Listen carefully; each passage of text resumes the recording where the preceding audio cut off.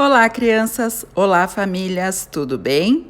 Hoje eu trago para vocês um conto de fadas clássico. Por que clássico? Porque foi escrito há muitos anos e ainda é muito interessante de ler até hoje.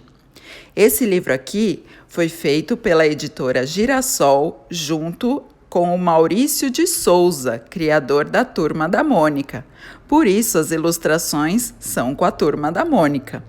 Mas contam os contos clássicos dos autores Andersen, Irmãos Grimm e Perrault. O conto que eu trago hoje é do Hans Christian Andersen, um autor dinamarquês que escreveu esse conto em 1837. Pois é, faz tempo, mas é um conto que ficou famoso até hoje. O nome dele é A Roupa Nova do Rei. Quem já ouviu falar desse conto, hein? O que será que acontece com esse rei para ele ficar nessa situação que vocês estão vendo aí, hein? Vamos conferir a história? Vamos lá! Há muitos e muitos anos, havia um rei extremamente vaidoso que só se preocupava em se vestir com roupas caras e elegantes. Certo dia, 2 viajantes chegaram à capital do reino e, sabendo da vaidade do rei, espalharam a notícia de que eram mestres em tecer um pano especial, de cores e padrões únicos, que, segundo eles, também era invisível para pessoas tolas e incompetentes. O rei logo se animou com a ideia de ter roupas que, além de belas, também seriam úteis para desmascarar aqueles que não mereciam cargos importantes e de confiança na corte. Então, o rei mandou chamar os viajantes, entregou aos 2 uma boa soma em dinheiro e ordenou que começassem a tecer uma roupa para ele. Majestade, precisamos de uma sala, um tear, fios de seda e ouro, disse um deles. 1 hora depois, estavam diante do tear, fingindo tecer sem parar, e assim continuaram por muitos dias, pedindo cada vez mais seda, mais ouro e mais dinheiro. Como o rei estava curioso, um dia resolveu enviar o primeiro-ministro para inspecionar a obra dos tecelões. Ele é um ministro sábio e fiel. Com certeza conseguirá ver esse tecido tão extraordinário e nada me esconderá, pensou o rei. Quando o sábio ministro chegou em frente ao tear, nada viu. Ficou em dúvida, preocupado.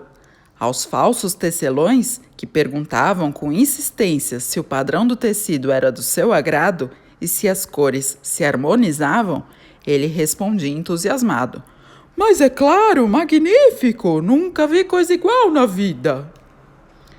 O ministro levou ao conhecimento do rei os progressos da confecção e elogiou o bom gosto dos 2 profissionais. Ele nunca admitiria ter olhado para um tear vazio. Na cidade só se falava da nova roupa do rei, que possuía poderes mágicos para desmascarar ministros e secretários tolos e incompetentes. Na corte, muitos impostores e aproveitadores não dormiam tranquilos e aguardavam com temor o momento em que o rei iria vestir a tão famosa roupa. Depois de 5 ou 6 dias, o rei, ansioso, resolveu visitar os tecelões, acompanhado pelo primeiro-ministro e pelo seu conselheiro. Quando entraram no quarto de costura, o velho ministro disse, com voz trêmula: Majestade, observe a extraordinária beleza e perfeição do tecido. O monarca nada via além de um tear vazio. Isso queria dizer que ele não era digno de ser rei, pensou imediatamente. É realmente uma beleza, um trabalho e tanto, concordou ele, enfim, meio sem graça. Nenhum membro da corte iria confessar que não estava enxergando absolutamente nada. Afinal, ninguém queria ser considerado indigno do cargo que ocupava. Enquanto isso, os espertos tecelões sorriam satisfeitos. O rei voltou ao palácio transtornado e os dois impostores continuaram trabalhando no tear vazio. Empenhados na farsa, eles ficavam lá dia e noite.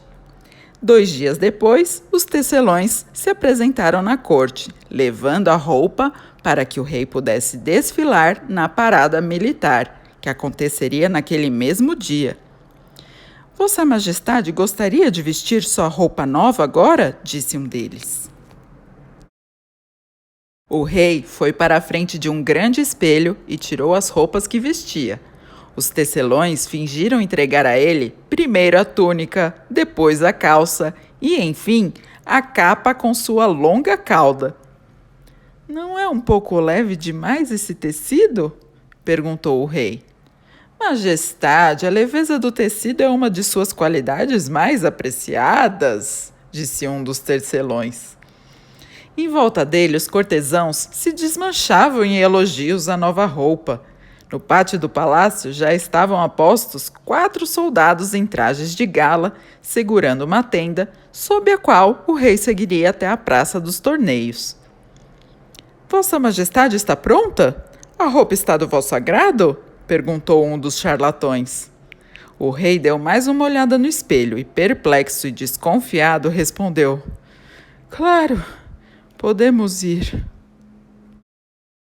O cortejo começou e ninguém conseguia ver a tão comentada roupa do rei.